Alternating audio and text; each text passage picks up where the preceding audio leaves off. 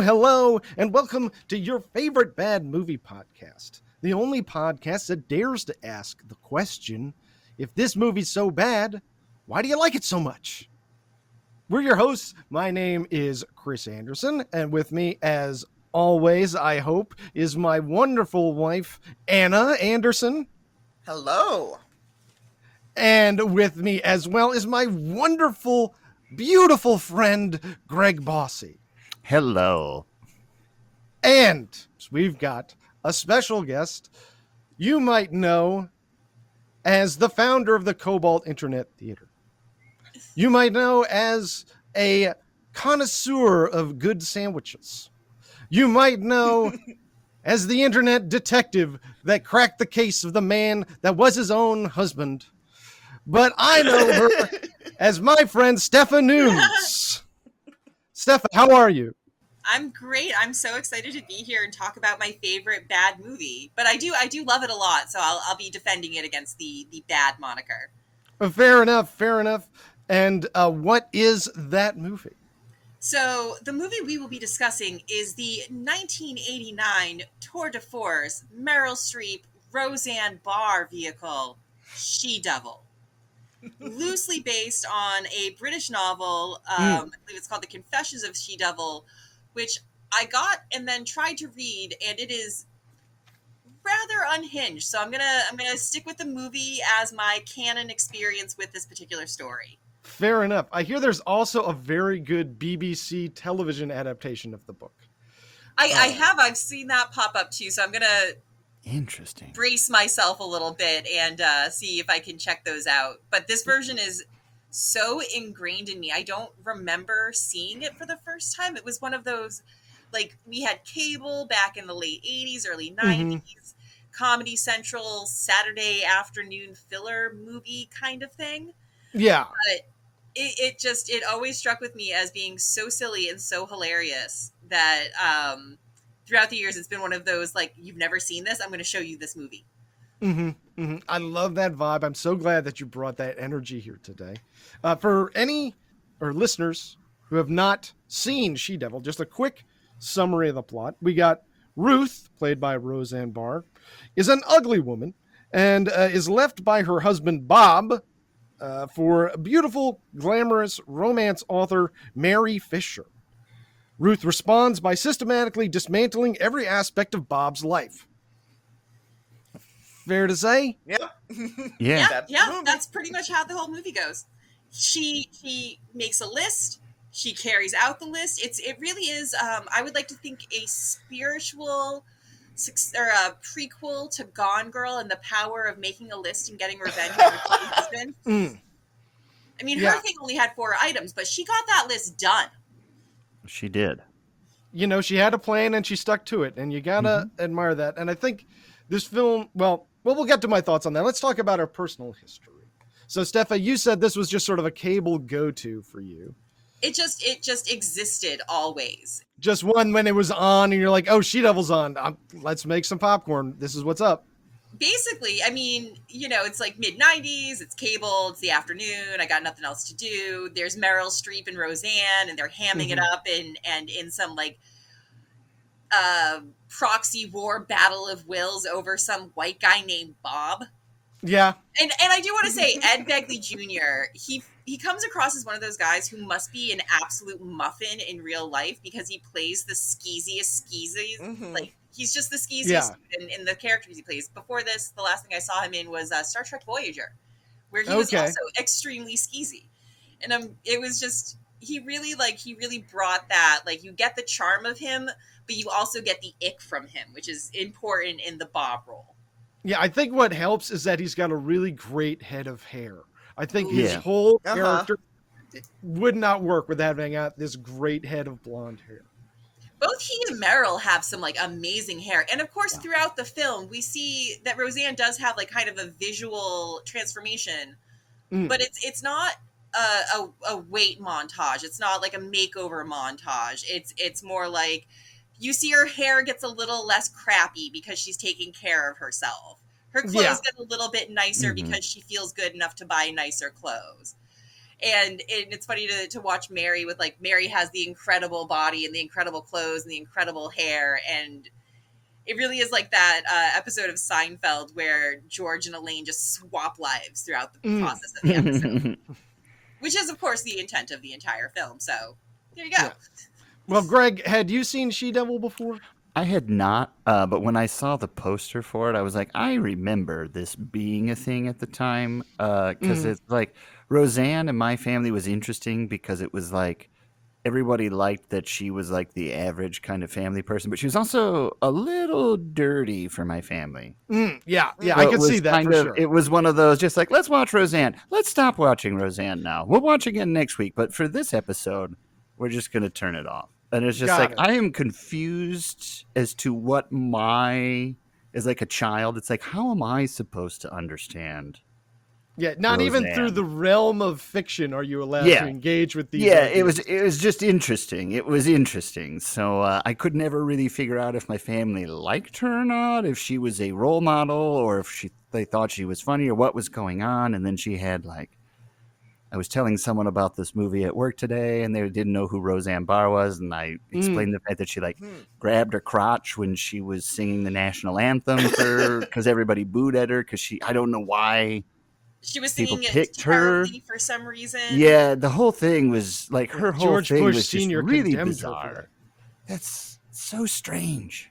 Yeah. She's definitely pulled a lot of stunts. Yeah. Well, Yeah. I've got a lot of Roseanne research here that I'm and then very she excited married to get Tom to. Arnold, and then it just got even stranger somehow, and it's been a whole strange thing with her. No. So I remember that, and it was also It's only very- gotten stranger. Trust Oh me. yeah, and I was very excited to see Ed Begley Jr. because he's like one of those actors. I'm just like, yep, all right, let's see what He you're is gonna definitely do. one of those, like, you see his name come up, you're like, well, I at least need to see what Ed Begley Jr. is going to do here. Like, I at least need to see what he's going to come up with and how he's going to do things. Yeah, he's The a rest of rock. it will be fine. Yeah. Right. He's like Richard Kind. If you see Richard Kind's name pop up, you're like, all right, I at least need Yeah, I'll to see check this it guy out. do his job. I'll check. He's it out. like what the people who cast Fred Armisen think Fred Armisen is. Exactly. Yeah, Yes. yeah. Yes. Anna, what's your history with She-Devil? I hadn't seen it before, but like Greg, I do remember. I have a vague memory. I feel like of the movie coming out, and I would have been 10, so it's not it's not something I would have seen. But I have a vague memory of it coming out and flopping, and I'm not sure how that can be true, but that's my memory of it.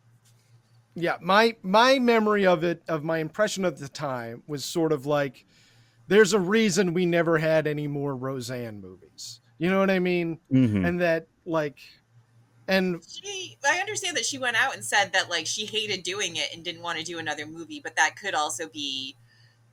that's what I would say if my movie yeah. lost money, you know, Yeah. and Yeah. it was only a $16 million budget and it didn't clear that. Like, and you're one of the biggest stars on television. You're like an icon of comedy for your generation. Mhm. And And Meryl flippin' Streep? Yeah, and you had Yeah. Meryl Streep. Okay, so that's everybody's personal history. Yeah. Let's move on to context. Yes. So that means it's time for the context bumper.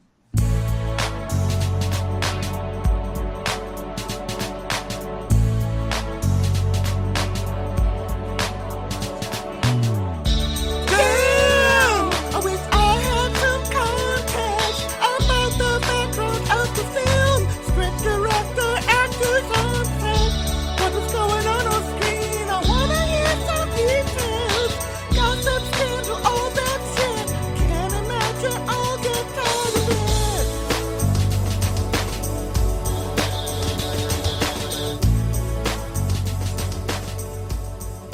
So She-Devil came out in 1989, directed by Susan Seidelman, and was based on the novel The Life and Loves of a She-Devil by Faye Weldon, CBE.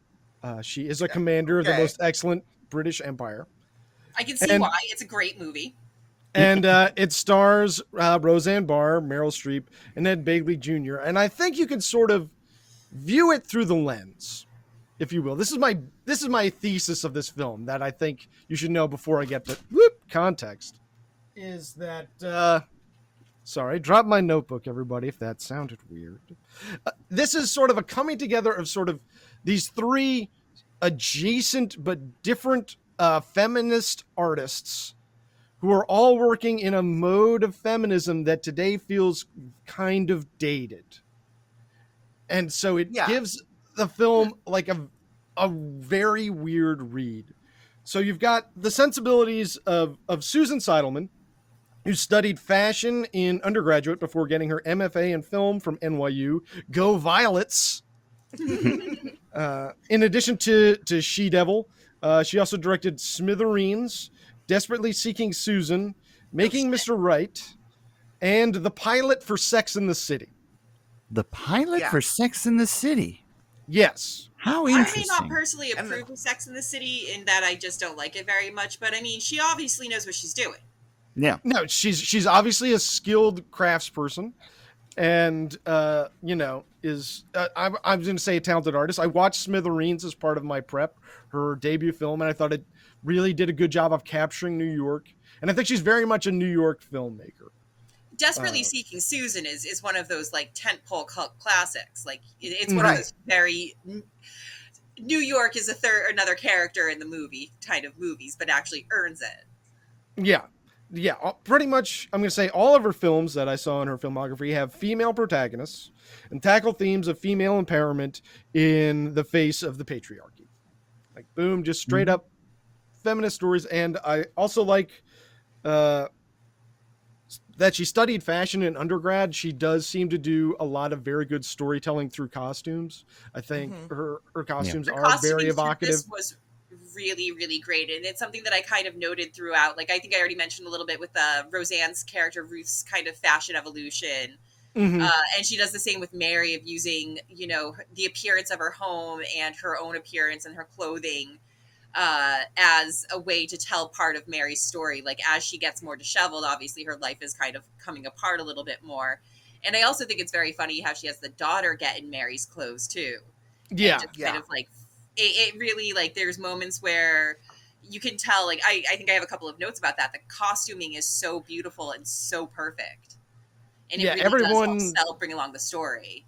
Yeah, every piece of costume feels like it was very deliberately chosen to communicate something about that character at that time and why they chose to dress that way.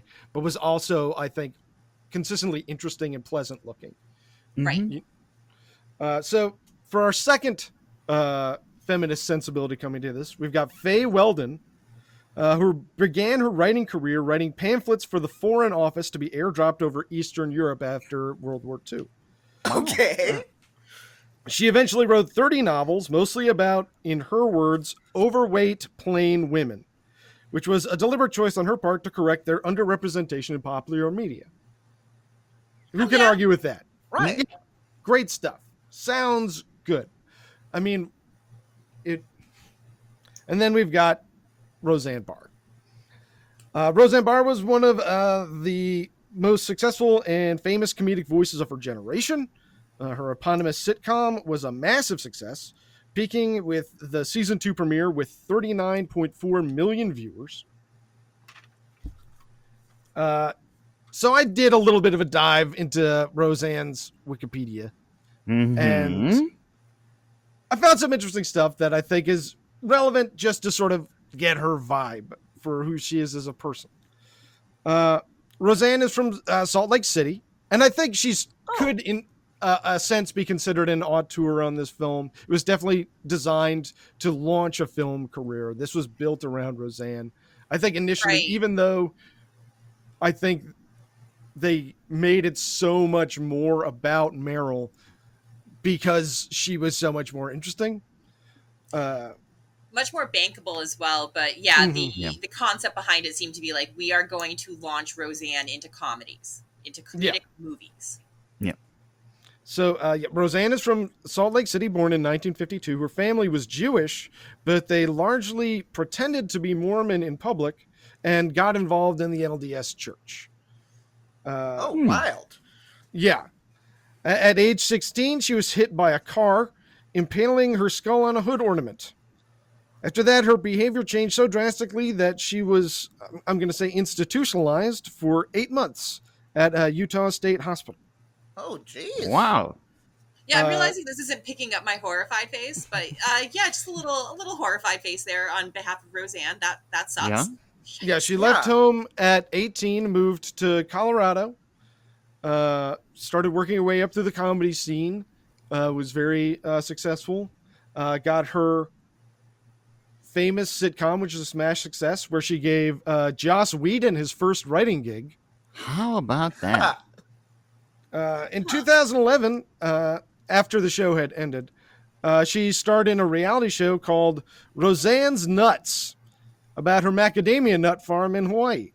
It ran for less than 3 months. Okay. In 1991, Barr told People magazine that she was an incest survivor.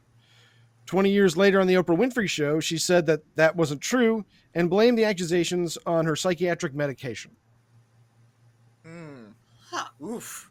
So, and she's had several public struggles with mental illness, which are all I wouldn't wish on anyone. In 2012, she ran for president. She lost the Green Party ticket to Jill Stein, but was still able to run as an independent and get 67,326 votes and took 6th place. That's actually not too bad. Yeah. Yeah, and in 2016, she didn't quite endorse Trump. She said she hoped that Trump would win, mostly because she was very anti-Hillary, she said. Okay. Yeah, I can see that. I can see her being spiteful enough to be like, you know what, fuck that particular person. And what about the what ripple effects? It's fine. She did not endorse Trump because she is continuing to run in every election and said she will continue to vote for herself. Okay.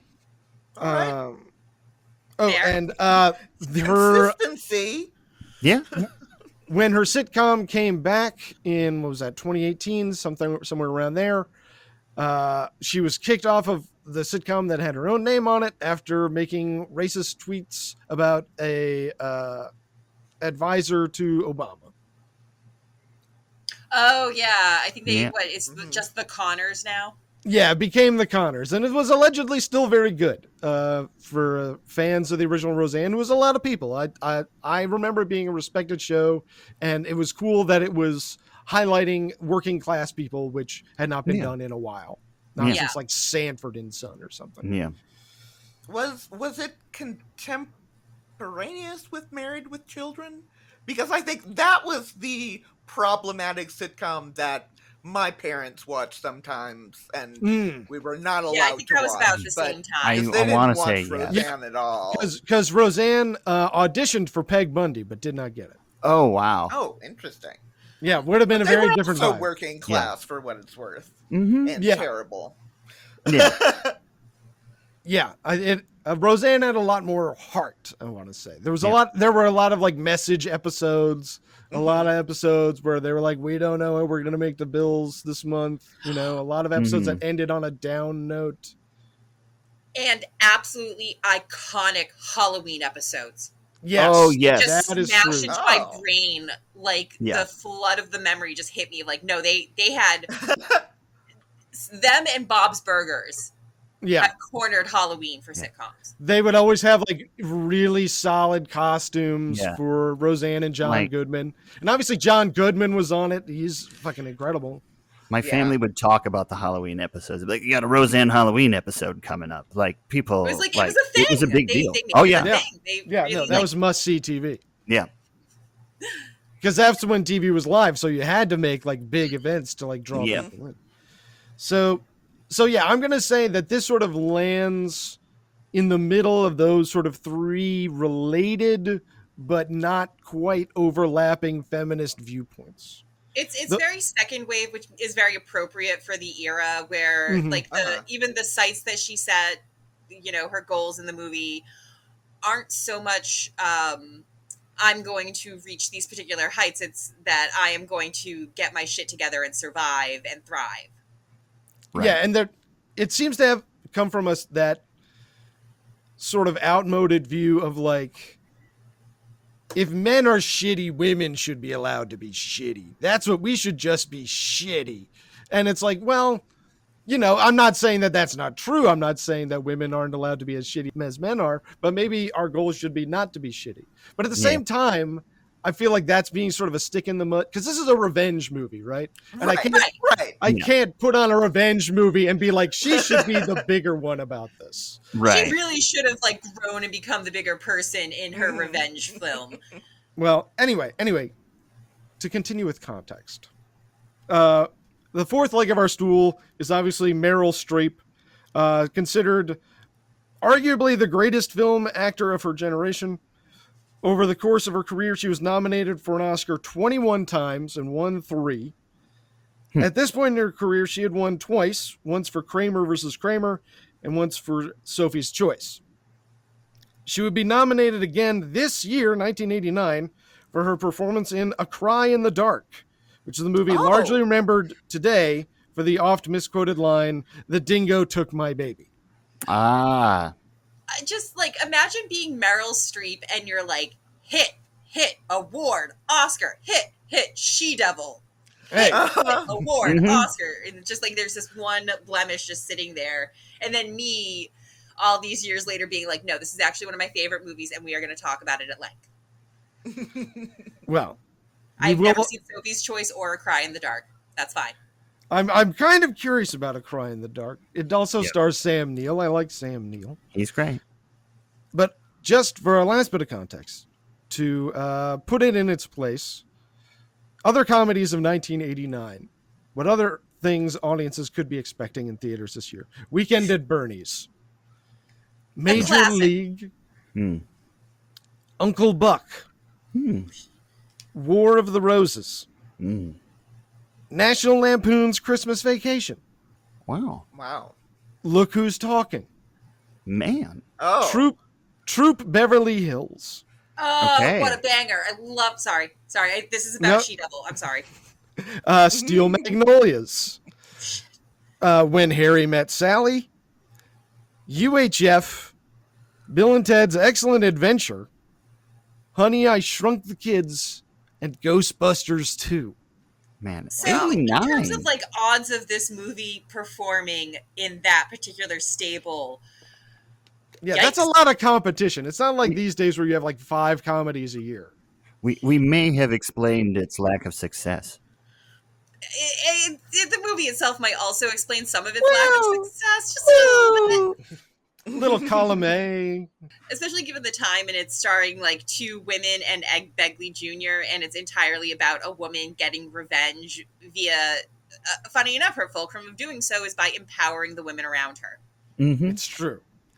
Well, let's get to it. I think it's time we listen to the plot bumper.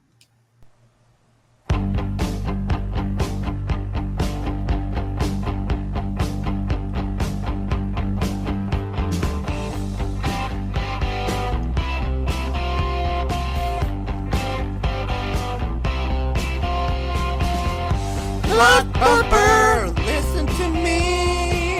I'm gonna give you the plot summary. Come on, baby, here's the synopsis. Plot bumper, plot bumper.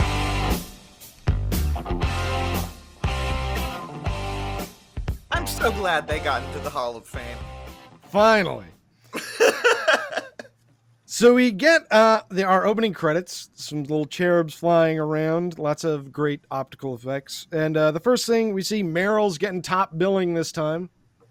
Sorry, Roseanne, in your feature-length film debut. We then get a couple of introductory scenes where we meet our leads.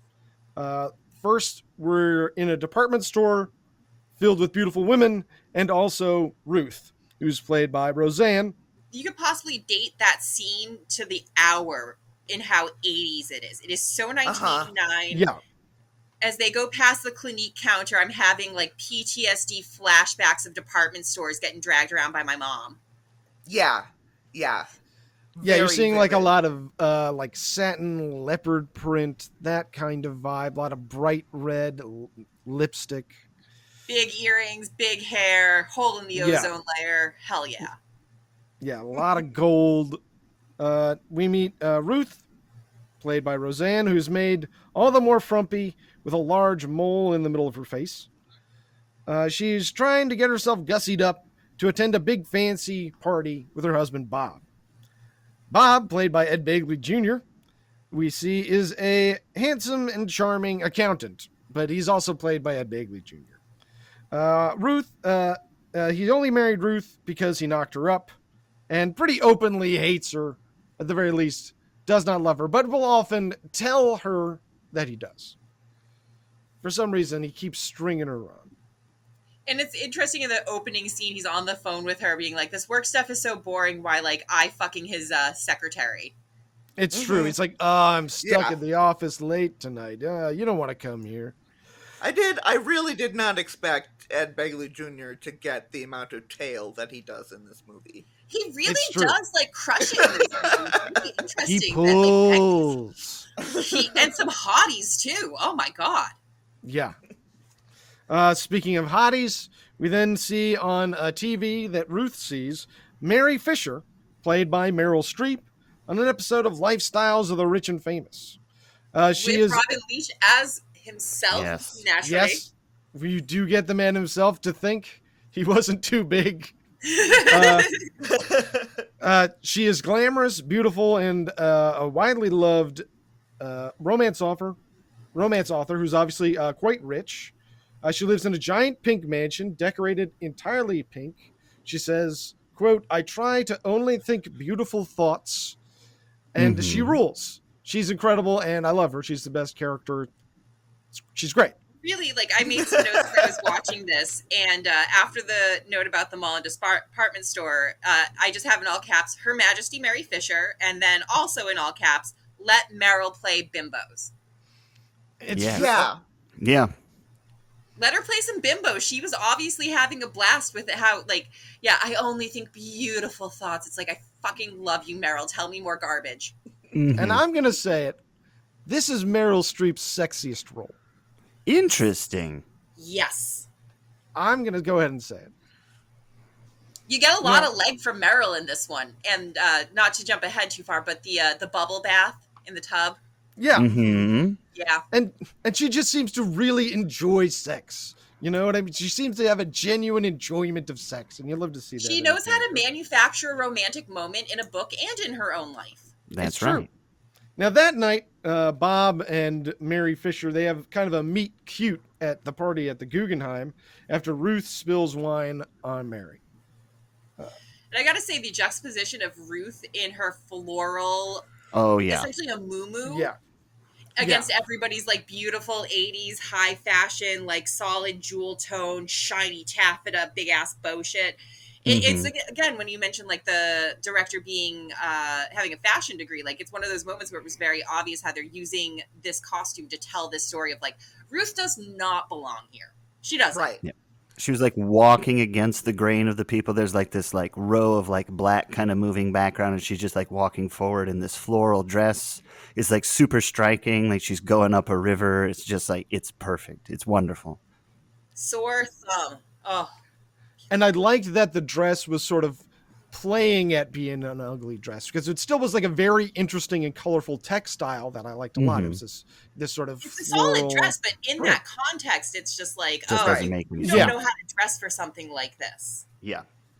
Now, so Bob woos Mary as a client, and they sort of woo each other as lovers, and they begin a love affair.